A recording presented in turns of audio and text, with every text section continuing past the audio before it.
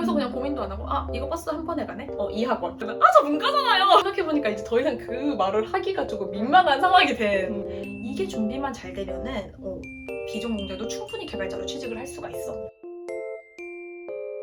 안녕하세요, 몽킹푼입니다. 요즘 취업하기가 굉장히 힘들죠. 이런 취업난에서도 항상 구인난에 시달리는 직군이 있죠. 바로 개발자인데요. 오늘은 비전공자에서 개발자가 된 프리가 그 얘기를 들려준다고 하니 그럼 시작해볼까요? 고고! 먼저 내가 문과를 나와서 어떻게 개발자가 됐는지 그 배경에 대해서 먼저 썰을 풀려고 해. 일단 이 썰을 들으려면 대학교 때까지 올라가야 돼. 약 10여 년 전. 일단은 나는 원래 고등학교 때도 역사를 너무 좋아해가지고 대학 4년 동안 역사학과에 나와서 그냥 막연하게 취직이 되겠지 하고서 딱 취직 시간에 나왔는데 내가 취직이 아무데도 안 되는 거야. 그래서 그 당시에 그 학교에서 그 자기네 학교 취직률 올리려고 학교에서 할 수 있는 인턴 자리가 나가지고 내가 거기 1년 동안 다니게 된 거지. 하다가 한 6개월 정도 되면 취직이 되겠지 했는데 그때도 안 되는 거야. 그래서 그때 내가 진짜 처음으로 이제 심각하게 고민을 한 거지. 나 뭐를 해야 될까라고 했을 때 그나마 내가 하나 잘했던 게 포토샵을 내가 대학교 때 조금 했었어, 남들보다. 그래서 난 웹 디자이너가 돼야겠다 라고 이제 생각을 해서 이 인턴 1년이 끝나고 바로 그 네일 배움 카드? 그거를 발급을 받아서 웹 디자인 학원을 찾아서 들어가게 된 거지.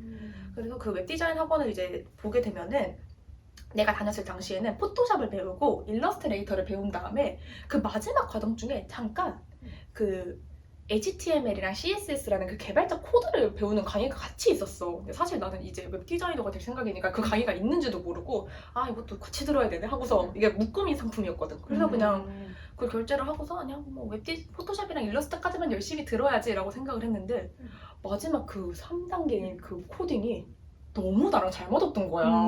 그 학원에 들어갔는데 다른 사람들, 난 처음에 코딩을 모르니까 내가 이걸 할 수 있을까 했는데 되네?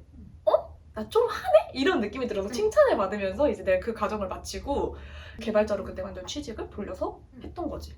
이게 너무 신기한 게 나는 고등학교부터 대학교 때까지 코딩이랑 코자도 몰랐고 그 컴퓨터 학과에서 난 이과를 내가 선택할 거라고는 상상을 안 하고 살았는데 되게 희한한 계기로 이 코딩을 만나게 됐고 그다음에 바로 개발자로 이직을 하게 된 케이스지. 그럼 이제 이건 아까 전에 나에 대한 썰이고 이제 비전공자들이 이제 보통 어떻게 개발자를 준비를 하게 되냐에 대해서 말을 하려면은 보통 나 같은 루트로 개발자를 하게 돼. 왜냐면 일반 취직이 잘 안 되는데 요즘엔 개발자가 잘 된다더라 취직이. 이제 이런 얘기가 너무 많으니까 개발자를 하겠다라고 준비하시는 분들이 많은데 그때 보통 많이 하는 게 라떼는 없었는데 요즘에 부트캠프라는 게 생겼더라고. 부트캠프? 그게 이제 개발자를 키워주는 이런 과정인데 학원에서도 하고 그다음에 대기업들에서는 이제 무료로 자기네 그 부트캠프를 열기도 하고 막 이러거든. 비전공자가 개발자가 되려면 부트캠프를 해야 되는 건지 아니면 네일 배움 카드로도 가능한지 이런 것들을 재고 고민하시는 분이 많을 텐데 사실은 난 둘 중 뭐를 해도 상관이 없다고 생각을 해. 어차피 비전공자이다 보니까 내가 개발이 맞는지 아닌지를 먼저 확인을 해야 되기 때문에 둘 중 뭐를 해도 상관이 없는데 나의 생각을 말해주자면은 나는 딱 2가지만 고민을 했어. 이 학원을 다닐 때 우리 집에서 가까운지 그리고 가격이 합리적인지. 근데 이게 부트캠프를 내가 보니까 무슨 무료 강의들도 좀 있긴 한데 무료 같은 경우는 경쟁률이 엄청 세더라고. 이것도 그냥 다 들어갈 수 있는 게 아니라 경쟁률을 통과해야지 들어가는 게 있고 그다음에 비싼 것들은 한 400만 원에서 1000만 원까지도 이렇게 너무 비싸다. 엄청 비싼 거야. 그래서 이게 어떤 선생님이 제일 잘 가르칠까? 이게 이 가격을 주고서 맞을까? 이런 거 너무 많이 고민 안 했으면 좋겠고 그냥 내가 개발을 하겠다라고 마음을 먹었으면은 그냥 내 상황에 맞는 그냥 가장 빨리 선택할 수 있는 길을 선택하는 게 제일 좋은 것 같아. 나 같은 경우에도 그냥 네일 배움 카드로 했을 때는 우리 지역에는 학원이 2개밖에 없었어. 그래서 그냥 고민도 안 하고 이거 버스 한 번에 가네? 이 학원. 그리고 네일 배움 카드로 배우려고 하니까 내 자부담비가 20만 원밖에 안 들었어. 그게 원래 한 100만 원짜리 강의였나 80만 원짜리 강의였나 이 정도였는데 나머지는 국가에서 네일 배움 카드로 배우고 20만 원만 더 내고 배울 수 있으니까 부담감도 덜했고 해서 이게 6개월짜리 과정이었었어. 그래서 9시부터 6시까지 빡세다. 이거 근데 수업을 좀 오래 들어야 돼. 그래서 이게 조금 부담스러울 수도 있을 만한 게 내가 개발자가 맞을지 아닐지도 모르는데 그러면 이 6개월 동안 9시부터 6시까지 강의를 들어야 되나? 라고 생각이 들 수는 있는데 그러면 요즘 사실 유튜브가 너무 잘 돼 있잖아. 맞지. 그래서 유튜브를 먼저 기초 강의를 듣고 내가 개발이 맞는지 아닌지를 먼저 확인하는 것도 나쁘지 않을 것 같아. 일단 내가 추천해주는 거는 그 유튜브에 생활 코딩이라는 강 같은 분이 한 분 계셔. 나 이거 들었지. 내가 너무 좋아하는 분인데 진짜 기초적인 부분부터 가르쳐줘가지고 내가 개발에 조금 관심 있을 때 그냥 일반인들도 처음부터 들었을 때 알아들을 수 있게 설명을 잘 해주셔. 맞아. 그래서 내가 진짜 개발자가 맞을까라고 고민하시는 분들은 그 생활 코딩의 1번 강의 웹 앤 인터넷이라는 그 강의가 있거든. 한 36강짜리가 있는데 그걸 먼저 들어보고서 이 얘기를 들었는데 재밌다 싶으면은 아까 전에 말했던 부트캠프를 하든 내일배움 카드를 하든 뭐든 내 가장 근처에 있는 학원에 들어가서 개발자 준비를 시작하면 좋을 것 같아.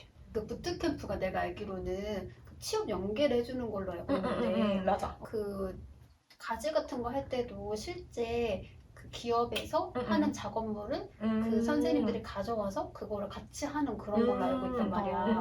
근데 내일 배움은 이 연계도 해주고 실제 작업 현장에 쓸 수 있는 그런 것까지 다 할 수 있게 해주는 거야? 일단은 내가 부트캠프는 정확히 안 들어봐서 그거랑은 얼마나 다른지는 잘 모르는데 내일 배움 카드도 그 학원에서 어쨌든 간에 하는 거기 때문에 그쪽에서 연관돼서 취업을 알선을 해주기는 해. 근데 그 지역에 있는 그냥 이런 중소기업들이 보통 학원에 전화해서 우리 회사에 사람을 뽑는데 있냐 없냐 해서 그런 정도의 회사를 이렇게 알선을 해주지 뭐 이렇게 대기업을 알선을 해주진 아마 않을 거야. 그거는 내일 배움 카드를 쓸 경우에는 내가 스스로 찾아서 이력서를 넣어야 될 거고 그 다음에 아까 말했듯이 뭐 실제로 대기업이 하는 그런 프로젝트를 가져와서 해주냐라고 했을 때 내일 배움 카드는 완전 아니야. 학원이어서 정말 기초적인 부분. 그러니까 비전공자가 와서 처음에 들었을 때 알아들을 수 있을 정도부터 시작을 하거든. 그래서 내가 들었을 강의에는 그렇게 전문적이게까지 올라가지 않았어.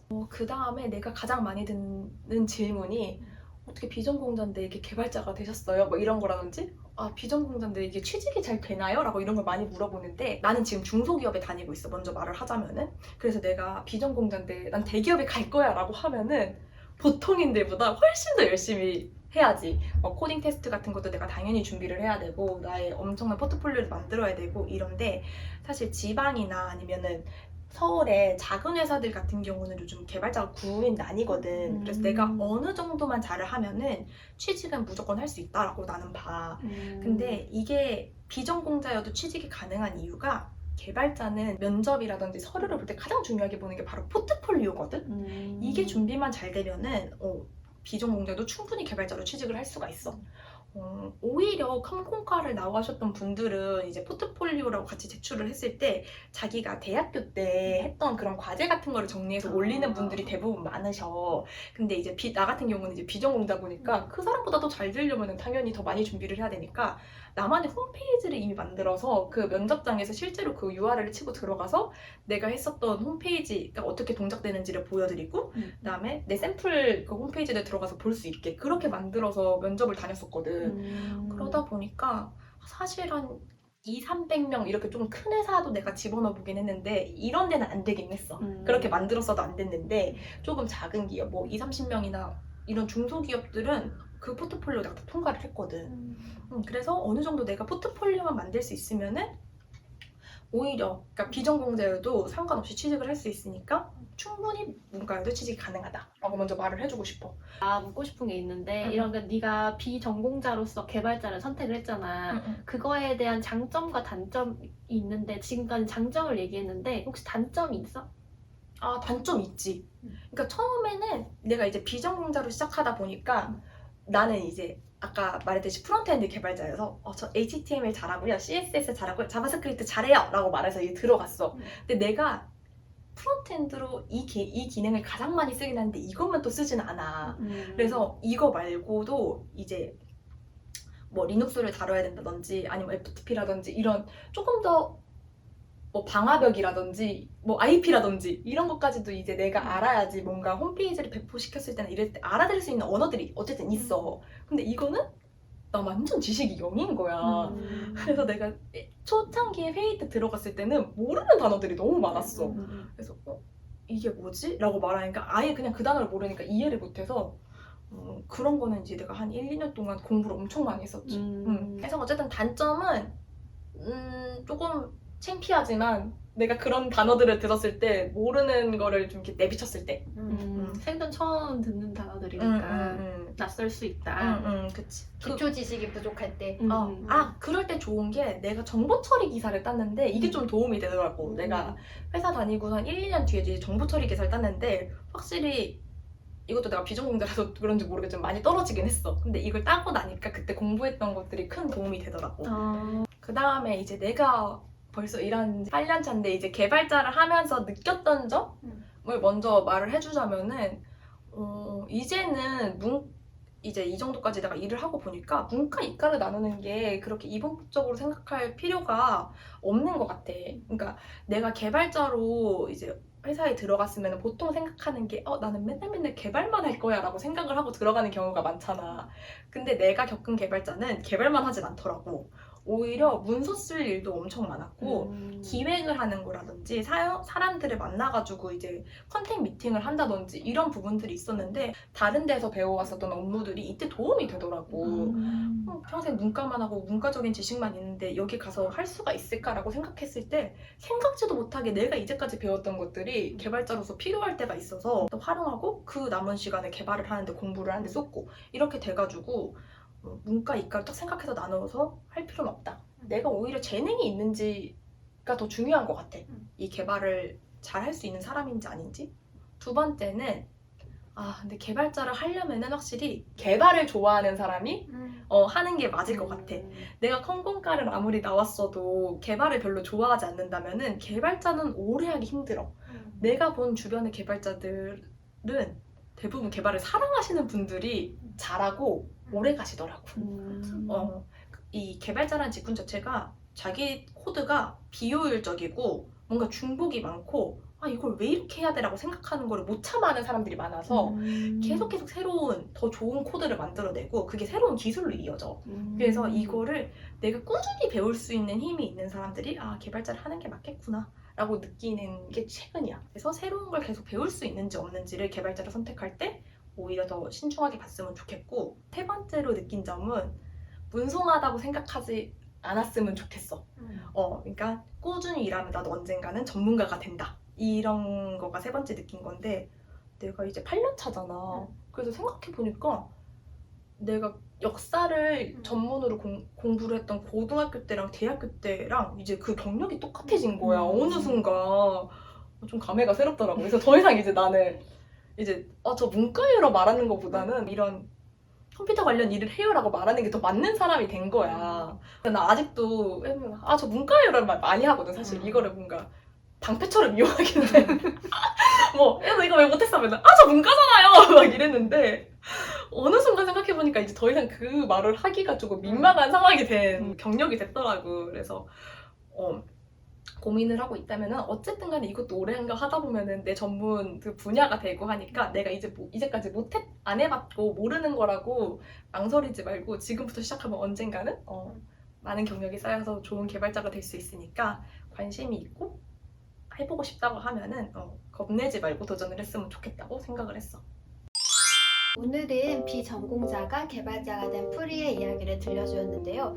사실 전공을 살려서 취업하는 경우가 전공을 살리지 않고 취업하는 경우보다 훨씬 적어요. 그래서 여러분들도 너무 전공에 얽매이지 않고 내가 하고 싶은 일이 새롭게 있다면 그거에 도전하시는 그런 사람들이 되었으면 좋겠습니다. 지금까지 뭉킹프리였습니다. 안녕!